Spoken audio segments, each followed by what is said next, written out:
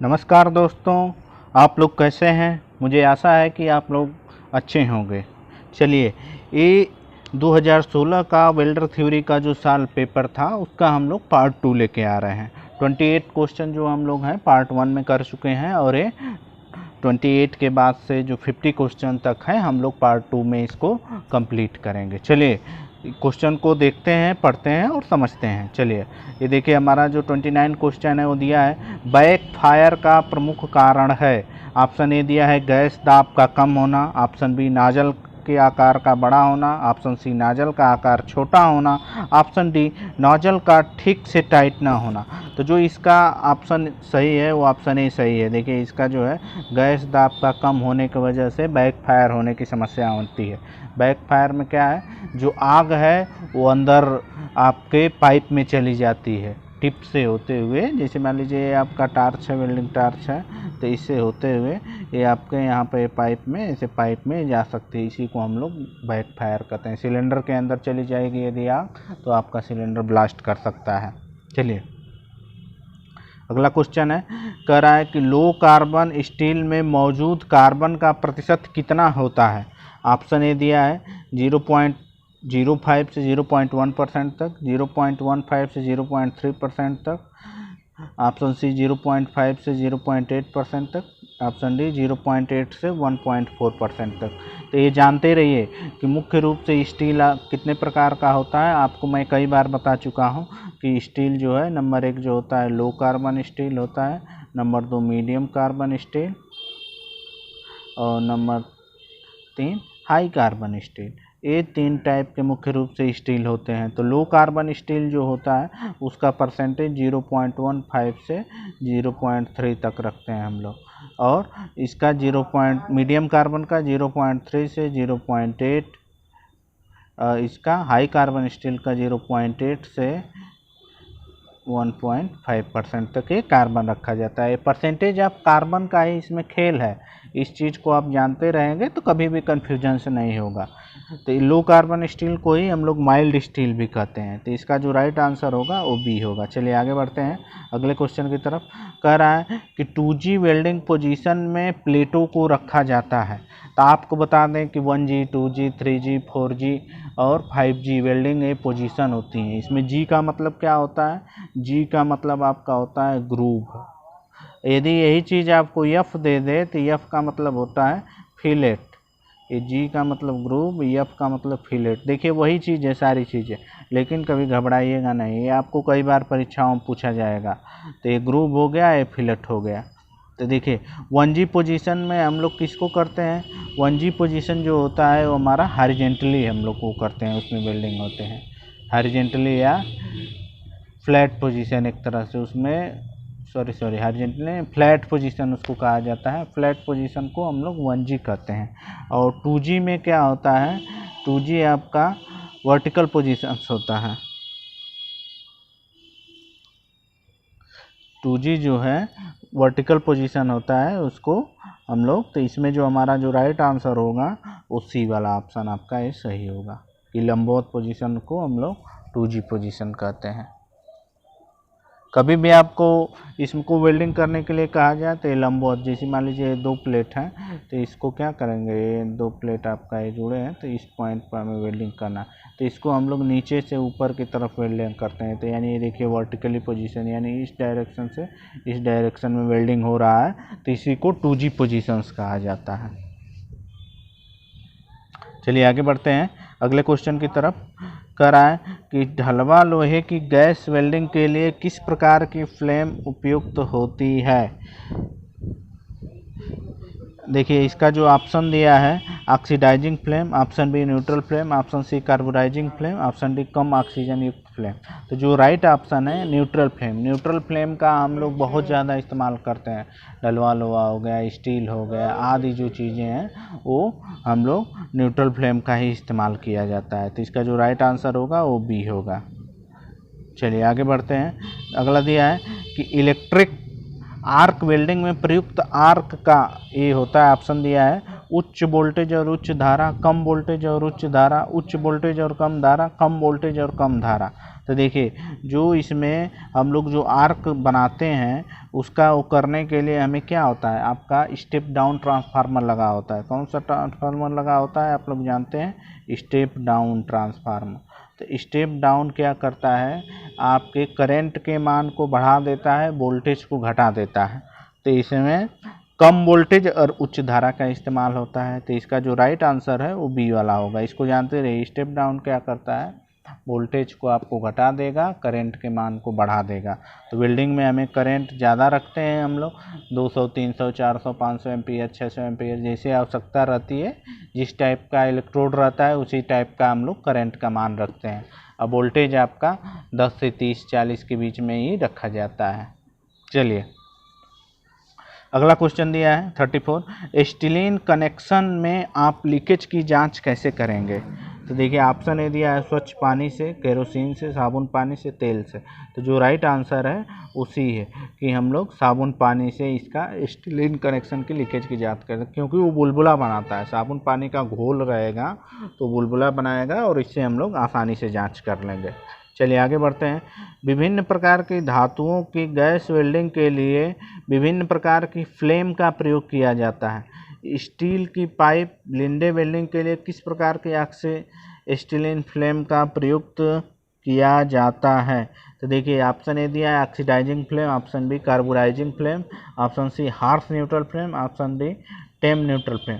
तो जो इसका जो राइट आंसर है, लिंडे वेल्डिंग में हमेशा जानते रहिए, लिंडे वेल्डिंग में हम लोग क्या करते हैं, कार्बोराइजिंग फ्लेम का इस्तेमाल करते हैं। यानी कि कार्बोराइजिंग, इसमें क्या होगा, एस्टिलीन की मात्रा अधिक होगी और ऑक्सीजन की मात्रा कम होता है, ये जानते रहिए। कार्बोराइजिंग फ्लेम हमारा जब हम लोग शुरू में वो करते हैं, जैसे एस्टिलीन का वाल्व खोलते हैं तो एस्टिलीन की मात्रा अधिक रहती है, ऑक्सीजन की मात्रा कम रहती है, तो कार्बोराइजिंग फ्लेम बनता है।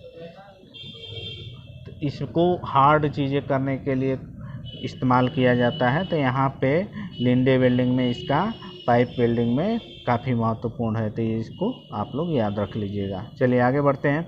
कैल्शियम कार्बाइड एक गहरा ग्रे रंग का पत्थर जैसा रासायनिक यौगिक है।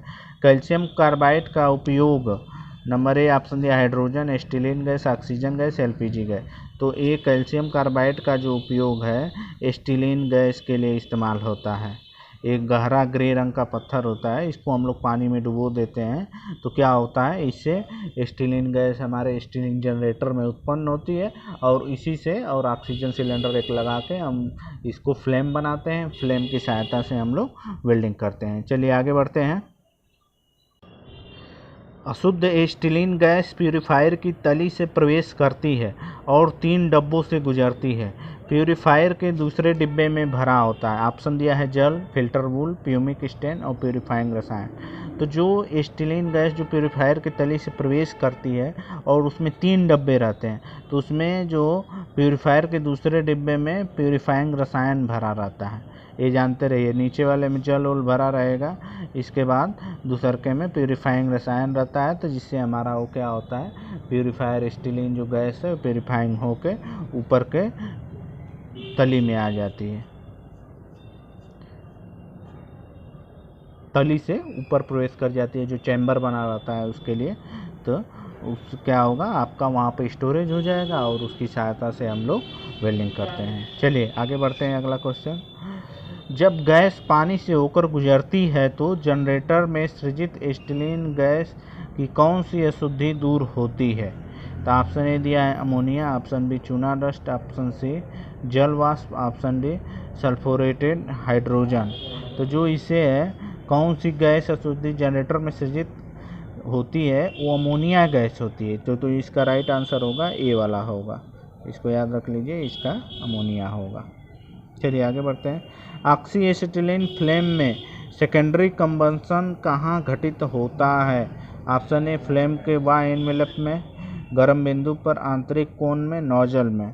तो जो इसका राइट आंसर है, देखिए आंतरिक कोण में जो सेकेंडरी कंबस्शन जो बनता है, यानी कि फ्लेम का देखेंगे उसको, तो आंतरिक कोण में होता है। चलिए आगे बढ़ते हैं। किस वेल्डिंग पोजीशन में फिलर धातु जमा होने की दर अधिक होती है। ऑप्शन ए दिया है आपका फ्लैट पोजीशन में, लंबवत पोजीशन में, ओवरहेड पोजीशन में, क्षैतिज लंबवत पोजीशन। तो देखिए इसको समझने की बात है कि फ्लैट पोजीशन वेल्डिंग में क्या होता है, धातु के जमा होने की दर जो है सबसे अधिक होती है। वर्टिकल पोजीशन में हम लोग फास्ट फ्रीजर और ओवरहेड पोजीशन में, वर्टिकल पोजीशन हॉरिजॉन्टल पोजीशन में, इसमें हम लोग फास्ट फ्रीज इलेक्ट्रोड का इस्तेमाल करते हैं कि वो जल्दी से जम जाए। उसमें समय कम लगता है, लेकिन इसमें क्या है, समय ज़्यादा लगता है और मटेरियल जो है अधिक जमा होता है।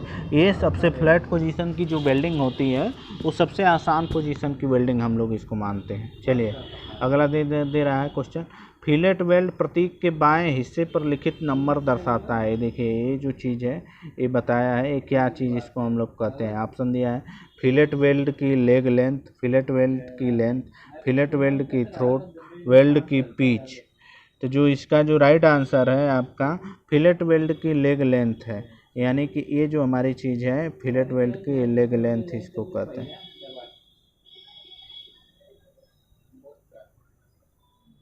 चलिए आगे समझते हैं। आगे क्वेश्चन कह रहा है विभिन्न धातुओं की वेल्डिंग के लिए प्रयुक्त होने के लिए कौन सा फ्लेम उचित है। Option A neutral flame, option B oxidising flame, option C carburising flame, option D थोड़ा कार्बोराइजिंग फ्लेम। तो इसका देखिए इसका जो राइट आंसर है ये न्यूट्रल फ्लेम। सबसे ज़्यादा हम आपको पूर्व में भी क्वेश्चन आया था तो उसको बताए थे कि सबसे ज़्यादा कौन सा फ्लेम इस्तेमाल होता है, न्यूट्रल फ्लेम। आपको चाहे स्टील की वेल्डिंग करनी हो, कास्ट आयरन की वेल्डिंग करनी हो, आदि जो धातुएं हैं जो भी नॉर्मली यूज में होते हैं उससे हम लोग न्यूट्रल फ्लेम का इस्तेमाल करते हैं। और जहाँ पे कार्बोराइजिंग फ्लेम का इस्तेमाल हार्ड, जहाँ पे जिस चीज़ को हमें हार्ड करना होता है, कठोरता प्रदान करनी होती है, वहाँ कार्बोराइजिंग फ्लेम का। नरम धातुओं के लिए ऑक्सीडाइजिंग फ्लेम का इस्तेमाल करते हैं, तांबा पीतल आदि के लिए ऑक्सीडाइजिंग फ्लेम का इस्तेमाल होता है। चलिए आगे बढ़ते हैं। ढलवा लोहे की ब्रेज वेल्डिंग के लिए निम्न में से कौन सी राड प्रयुक्त होती है। ऑप्शन दिया है सुपर सिलिकॉन ढलवा लोहे की राड, कॉपर जिंक अयस्क की राड, सिल्वर ब्रेजिंग की राड और ढलवा स्टील की राड। तो देखिए जो इसका राइट आंसर है वो आपका कॉपर जिंक ऑक्साइड का राड होता है। इसमें इसका जो राइट आंसर है वो आपका कॉपर जिंक अयस्क राड का इसमें इस्तेमाल किया जाता है, यानी बी वाला ऑप्शन सही है। चलिए आगे बढ़ते हैं। हम लोग कह रहा है कि स्टेनलेस स्टील वेल्डिंग में उष्मा प्रभावित क्षेत्र में ग्रेन बाउंड्री के साथ क्रोमियम कार्बाइड के अवक्षेपण को कहा जाता है।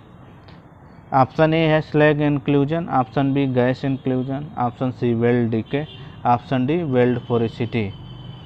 तो जो इसका देखिए इसका जो राइट आंसर है वो आपका वेल्ड डीके।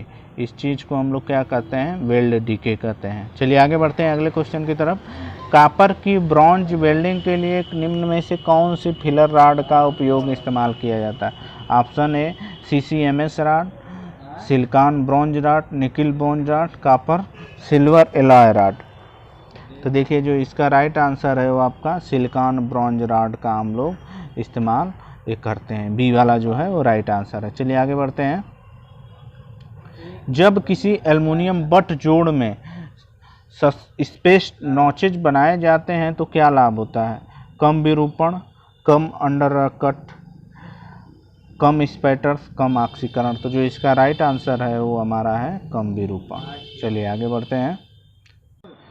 नरम इस्पात की पाइप की वेल्डिंग गैस से नहीं की जा सकती यदि पाइप की लंबाई ज़्यादा हो, पाइप का व्यास ज़्यादा हो, पाइप की दीवार की मोटाई ज़्यादा हो, जॉइंट रूट गैप दीवार की मोटाई कम हो। तो देखिए इसका जो राइट आंसर है वो आपका सी वाला जो राइट आंसर है कि यानी कि पाइप की दीवार की मोटाई ज़्यादा हो। अगला क्वेश्चन चलिए। जब वेल्डर क्षैतिज पाइप के बॉटम की ओर गैस से वेल्डिंग करता है तो पिघली हुई दांत के कौन से स्थान पकड़ता है। Option A flame pressure, option B surface tension, option C गुरुत्व बल, option C D filler rod. तो देखिए जो इसका राइट आंसर है वो फिलर राड है। ये डी वाला जो ऑप्शन है ये आपका फिलर राड राइट आंसर। चलिए आगे बढ़ते हैं। नरम इस्पात, फिलर राड और तांबे की कोटिंग का क्या उद्देश्य है। उष्मा स्थानांतरित करना, जोड़ की क्षमता बढ़ाना, लंबी अवधि के दौरान नरम इस्पात फिलर राड को जंग लगने से बचाना, फिलर राड को अच्छा अपीयरेंस देना। तो देखिए इसका जो राइट आंसर है आपका वो बी वाला है। कि जोड़ की क्षमता को बढ़ाना। तांबे कोटिंग का जो उद्देश्य होता है वो जोड़ की क्षमता को बढ़ाना होता है। अगले चलते हैं। बट जोड़ में पहली बार वेल्डिंग के दौरान एक कुंजी मार्क बनाए रखा जाता है ताकि सुनिश्चित किया जा सके। Option A crack free weld, उचित बेड चौड़ाई, अच्छा रेनफोर्समेंट, उचित रूट पेनिट्रेशन। तो देखिए जो इसका जो राइट आंसर है वो है उचित रूट पेनिट्रेशन। सभी छात्रों से निवेदन है कि इस वीडियो को आप देखिएगा। यदि कोई सुझाव हो या कमेंट्स हो तो आप हमें बताइएगा और इसको शेयर एंड लाइक करिएगा। चलिए, आप सभी छात्रों को वीडियो देखने के लिए बहुत बहुत धन्यवाद। नमस्कार। आपका दिन शुभ रहे।